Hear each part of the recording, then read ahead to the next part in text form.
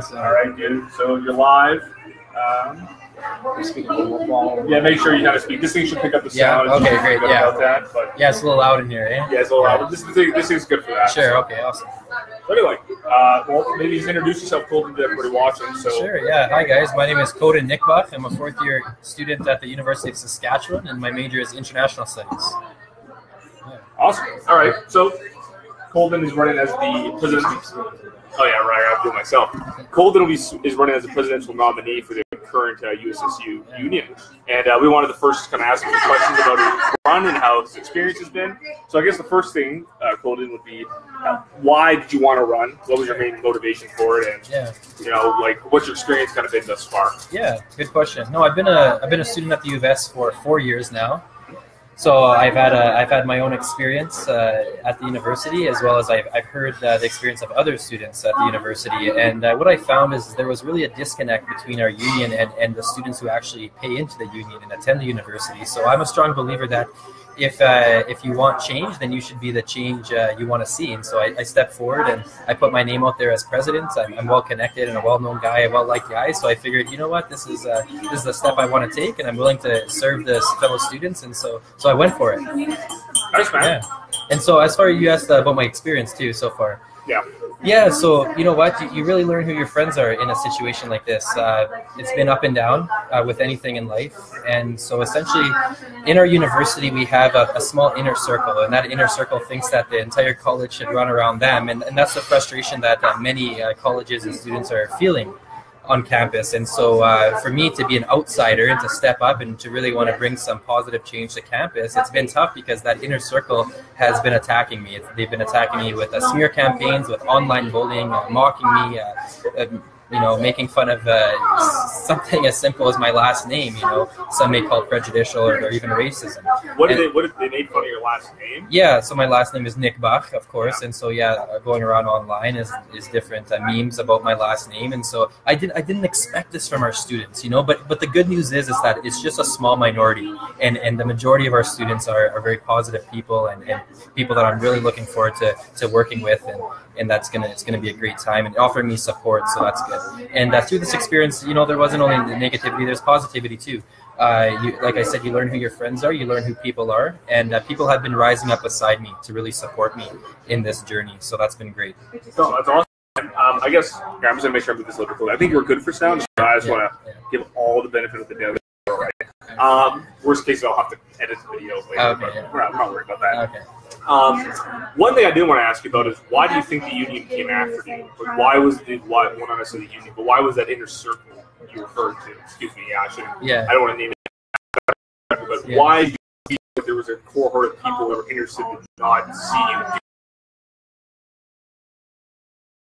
Facilitate some great services, needed services for our students. It was really that inner circle, and the reason is because I'm an outsider. I'm not in their inner circle. You know what I mean? I came to the university and I've been involved in my own niche and with my own group of people, and I am a guy that kind of gets around everywhere. So that's kind of interesting how they feel that otherwise. But no, I wasn't particularly only loyal to them, you know what I mean? And so because of that, they see me as a threat. Yeah, and so that's what I can say for that. No, I can understand that they want to protect their own interests. That's unfortunate that happened. Well, it is unfortunate, especially in a scenario where we're talking about school politics. We're all here to better ourselves. We all have different ideas, and it's good to express that and communicate that. But unfortunately, there is a small group who wants to stand up against that, which is unfortunate. But no, I've been standing up tall, and support has been standing up beside me, which is great. Awesome. Well, I guess kind of the first question to ask you here would be speaking about campus culture, because obviously the culture, as you've seen two sides of it. Obviously, you saw the culture prior to running, and now that you've kind of been involved in a bit more of the inside, how do you feel about the culture on campus as a whole? Yeah, well, I've been on this campaign trail for a long time now. What I found that is there's a lot of frustration out there. And the frustration is coming from individual students, from campus groups, from individual colleges. And that frustration really lies in the fact that there is this inner circle, and this inner circle seems to think that the entire university revolves around them, and that these other colleges and students and clubs don't matter as much as they do. And so it's really disappointing, and it's something in my platform I brought up is campus culture, and what that means is that we really need to bring people together. We need to hear all their voices, because the campus is more than just one little group. Yeah. No, I can agree with that. I mean, even as somebody, because I'm not part of the main campus culture either. I'm stuck in engineering on a constant basis, huddled away. Hey, I love engineers. Yeah, we're quite the bunch. But yeah, because most of us have always felt, I don't think the word excluded is proper, because I've never felt deliberately excluded from anything, but I've definitely found that, like, it seems to be that the arts college is the only college that seems to matter to the administration for the most part, and anything outside of that has always been secondary. Like, the engineering department is funded, obviously, but I've never really been approached by anyone outside of my own college for any kind of interest, really, in anything, even the union, which I pay for. So. Right, yeah. No, I'm a strong believer that equally as important to what we learn in our classrooms, from our textbooks and from our professors, is the relationship we make. So as president, what I really want to do is facilitate those interactions and relationships. And that means going outside of just arts and science. And arts and science have amazing programs. Actually, I'm a part of it with the International Studies program. But it is really important coming out of this 4 or 5 years as we get our undergraduate degrees is that we're well connected. And that means being well connected with a variety of colleges, including engineering. Mm-hmm. Yeah. No, I completely agree. So along with wanting, obviously, you want a better campus culture, you want to make things a bit more, inclusive, get everybody kind of more involved. I mean, I don't want to put words in your mouth, obviously. How do you plan on doing that? Do you have any particular? Yeah, well, I'll tell you what. It's the first step is the executive actually showing up and showing an interest, because that's what we've had a lack of.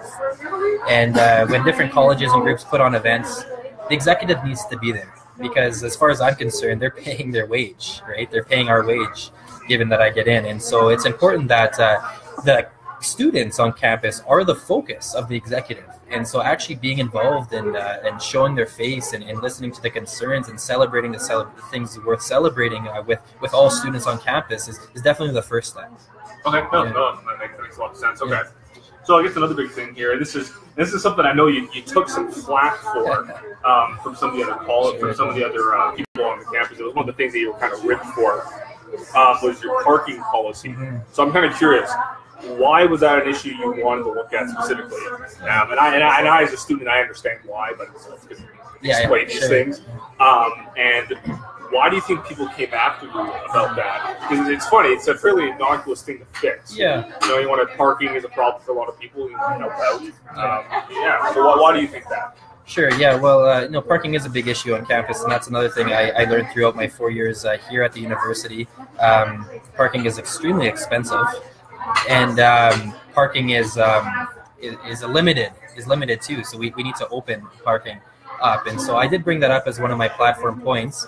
The reality is that Saskatchewan is larger than most countries in this world. With only 1.2 million people, we have a huge rural population. So I believe in taking those barriers down for the people living in rural areas who want to come get an education.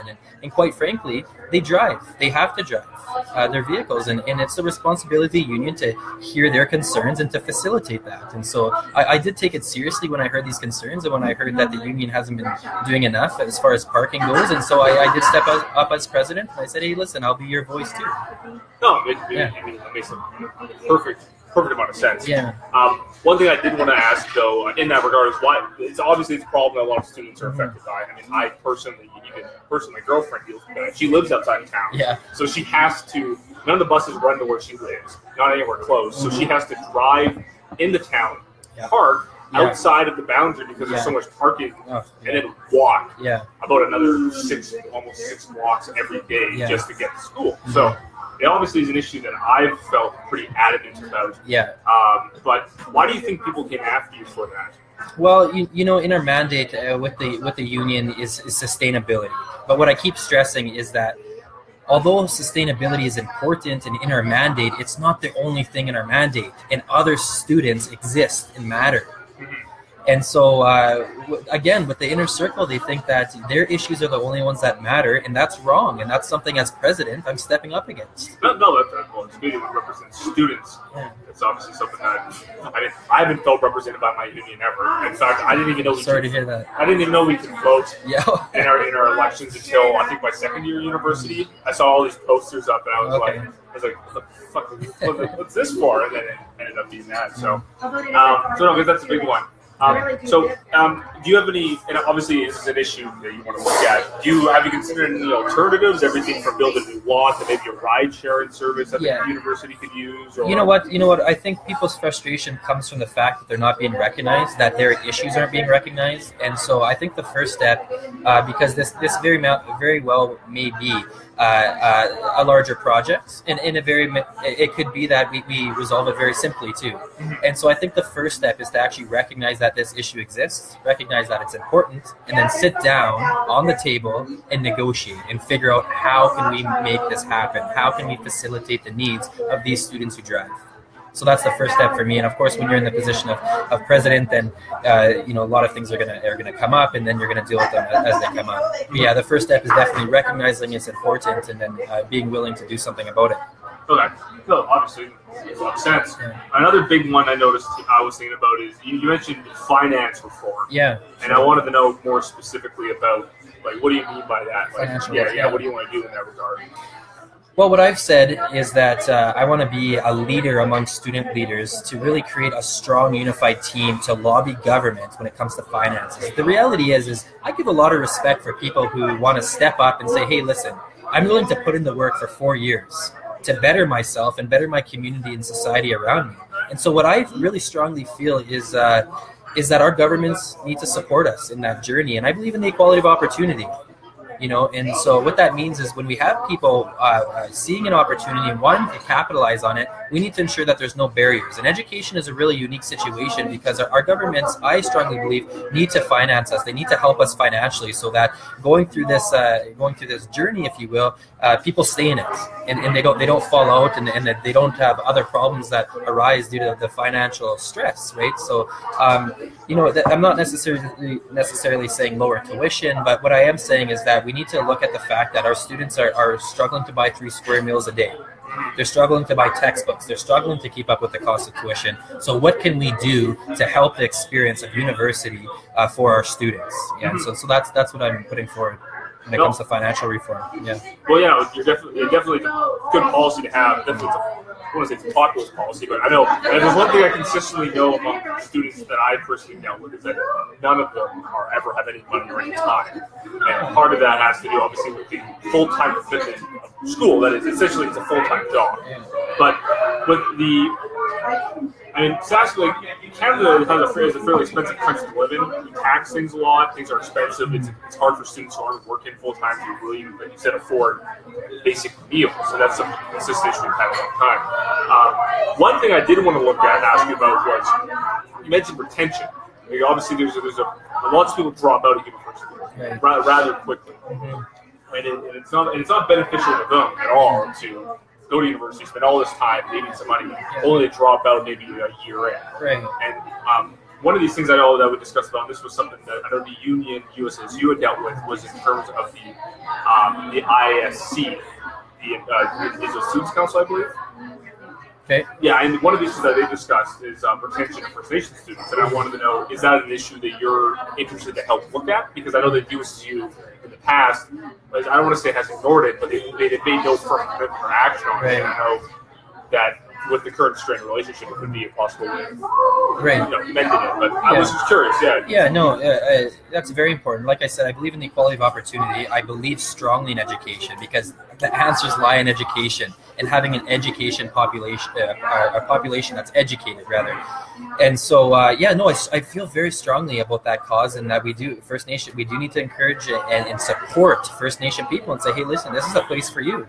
This is a place where we can share knowledge and learn and grow as human beings, so that when we come out, we can come out into society and contribute to our societies in a good way. So yeah, definitely. Yeah, no, that makes a lot of sense. I think that's what most people would be expecting to hear. So, given, and now I guess another thing I want to ask you is, So, move aside from policy and what you're interested in, because I think everything that you want to do, one, makes a lot of sense. And it's something that, at least myself as a student that's been apolitical on campus for a long time, these are things that I want to see fixed as well. Okay. Do you, as president, would you be interested to move on from the position of president in the longer term politics? Obviously, you're studying international studies, and I don't want to ask you about questions that you haven't considered yet, because those are tough. Okay. But they'd be on the fly like that.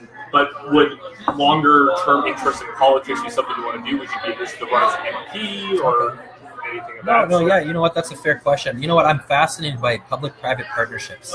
I love how the state and the private sector interact. So, although I haven't committed to a specific career, or if you will, the options are open. And like I said, I love the state. I love the private sector too. So, I love how they interact. So, I'm definitely a student of that subject, and I'm open to all the opportunities in my future. No, that makes a lot of sense. That's interesting. I mean, it's interesting that you enjoy the dichotomy that exists between the private sector and public sector is technically correct, but the state. Sure. Yeah. So, what about that relationship fascinates you? Like, are you interested in how a government regulates the private sector, or like how they, as a body, can help promote the growth of the private sector? Like, I'm just curious. What about that relationship? Well, you know what I think. I think growth of the private sector is very important. But what I am really interested in seeing is how we can make it the most efficient relationship possible. You know, ensuring that equality of opportunity, and ensuring that, you know, happiness in our society and prosperity and harmony, and you know how those two agents work together. So that's what I'm fascinated about. It's almost a philosophic question. It truly is. And you know, there's a lot you could discuss about it, but those are my interests around it. Yeah, I don't want to question you too much on the topic of philosophy. That's kind of the sort of thing that can kind of put you in the left field there a little bit. So, a couple other questions. So the election is on the 22nd. Yeah.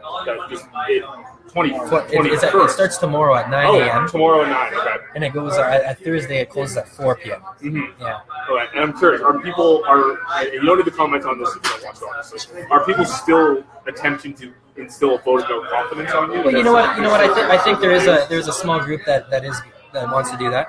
Sure. You know, and what I've realized is that, you know, not to focus on those people, to focus on the people who support me, right? And because their voice matters, and that's important.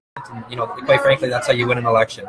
Yeah. And so I've offered my arm out to all students, and I went even to those individuals who you know are trying to boycott me, if you will, or to vote no. And I said, hey, listen, you know, as president, I'm here for you guys as well. But what I am really focused on is those groups that really do want to support me, or that really do want to have change in the university. And so, that's what I've been focused on. No, smart. I mean, no point in dealing with your detractors. Might as well look for the people that want to support you. That's smart.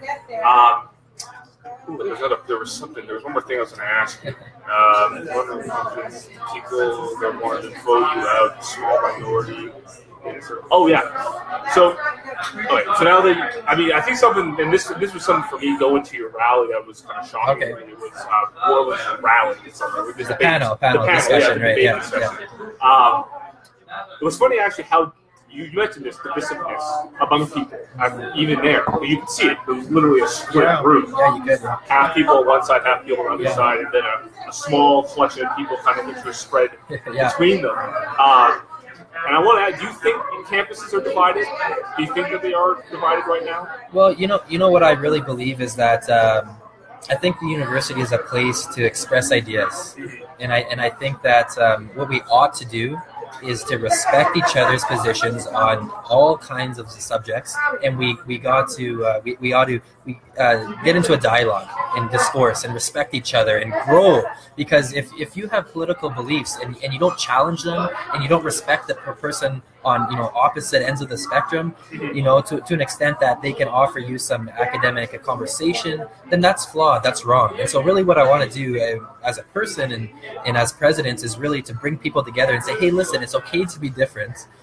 We can't exclude people. We need to talk and work with each other, and I think that's what this university and university in general is for. And so that's really what I advocate. And it is sad to see the split, but I have hope and I have faith that as president, I'm going to be able to bring people together. Oh, no, Mark. And actually, in follow-up, this is something I wanted to ask you personally. This is something I'm interested in. would you be open to the idea of having, not necessarily, I don't know how often or to what frequency or how often, right, the semantics of it, but would you be open to the idea of having some kind of a forum, like an open forum on like a monthly basis where students can come and discuss their issues and voice their complaints? There's student council meetings. Oh, there is student. Yeah, so I don't know if you want to. Yeah, sure. Yeah. Yeah, please, yeah. Now we're getting into a conversation. That's good. See, good. that's what it's about. This is what the conversation is. Yeah, we got the intro. Hi everyone. Yeah, Okay. Andy here. I used to be the counselor for the College of Education. You know, you bring up an interesting point about saying where students have the opportunity to express their interests or express their concerns. And that's where we really want to focus on campus culture and really encourage students to come to our council meetings. The University of Saskatchewan Student Union has weekly meetings on Thursdays where any undergrad can come and voice their concerns. They can ask questions. But what we need to do is, as hopefully, if Coden gets elected, what we need to do is we need to encourage students to go to those meetings. I had absolutely no idea that was even a thing. And that's exactly the issue. Is the issue that the students don't know that's happening, that those are going on, and that's where they can keep their elected union representatives as hold them responsible for their actions. Yeah. So working with Coden throughout his campaign, I look forward to working with Coden while he's hopefully while he's president. And we're definitely going to try and reach out to students and not only advertise, but invite them to voice their concerns, invite them to this platform that already exists, because it's important. As a union representative, Coden's responsibility is to represent students, all students, not just the traditional inner circle like we mentioned. So, yeah, at the University of Saskatchewan, any student who wants to voice their concerns, we really want them, regardless, again, if they're that traditional inner circle who runs the university, or if they're the subjugated, outsiders. We want everyone to know that you can come to Coden, and we're willing to listen. We're willing to work with all of you. No, that's a really good point, Andy. Thank you for that. Yeah, no, definitely. No, that's a good thing to know. I had no idea that anybody would even listen to me, or there was a point for me to talk. Right. It is sad because that's the experience of a lot of students. You're not alone in it. Yeah. So a lot of students feel that way, and so like Andy said, it's not only advertising but reaching out and inviting. Yeah. Oh man, there was. Sorry, I'm just thinking of ideas on the fly here right now. I mean, now it's like. It's not for as long as we want. The video will be posted to once we're done. The video is posted to our screen. We've got a couple people coming in and out, but maybe mention your Facebook page. Yeah. Hey, if you guys want to ask more questions and reach out or show support, my Facebook page is Coden Coden for USSU Presidents, and so it's pretty simple. Coden for USSU President. Find me on there. Again, feel free to reach out, show your support. And I think that's important, and I'm open to that, and I'm really encouraging that for all of you guys to do. Yeah, I'd love to interact with you and get to know you, because I think with this job and as president and even after university, I think it's important to have connections all over Canada and all over the world with this with our globalized world nowadays. So yeah, I would love to hear from you guys, and please reach out.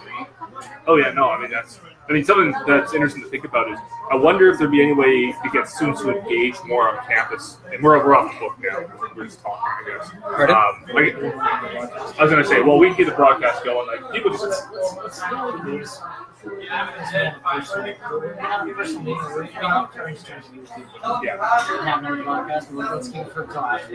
Sure. Oh yeah, sure. We can do a more like podcast now. Anyway, this is great, man. Hey, this is awesome. We got 25 minutes worth of footage, so okay. I'll put the broadcast down. We can have a conversation.